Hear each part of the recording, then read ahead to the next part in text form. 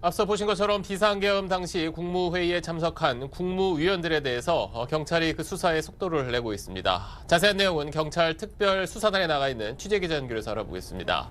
자, 최승훈 기자, 경찰이 지금까지 국무회의 참석자들 가운데 몇 명이나 조사를 했습니까?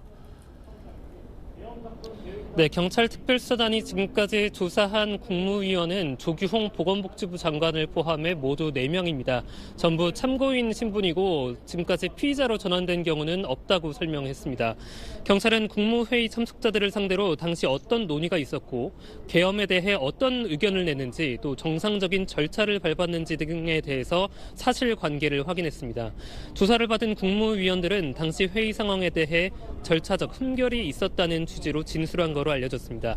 경찰은 모레 송미령 농림부 장관을 추가로 불러 조사할 계획입니다.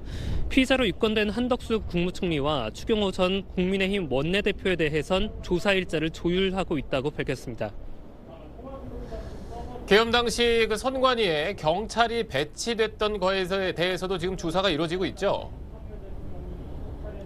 네, 맞습니다. 경찰 특별수사단은 오늘 경기 남부경찰청을 압수수색했습니다. 수사관들은 청장 집무실과 경비과 등 사무실에서 PC와 업무 자료를 확보했습니다.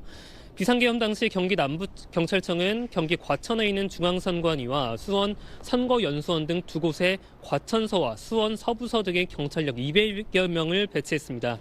특히 과천서 소속 경찰관들은 K1 기관 단총을 소지하고 현장에 투입된 것으로 알려졌습니다. 경찰은 구체적인 경위를 파악하기 위해 그제 김준영 경기 남부경찰청장을 참고인으로 소환해 조사하기도 했습니다. 김 청장이 경찰력을 투입한 배경에 조지호 경찰청장의 지시가 있었는지 여부를 집중적으로 추궁한 것으로 알려졌습니다. 지금까지 경찰 특별수사단 앞에서 SBS 최승훈입니다.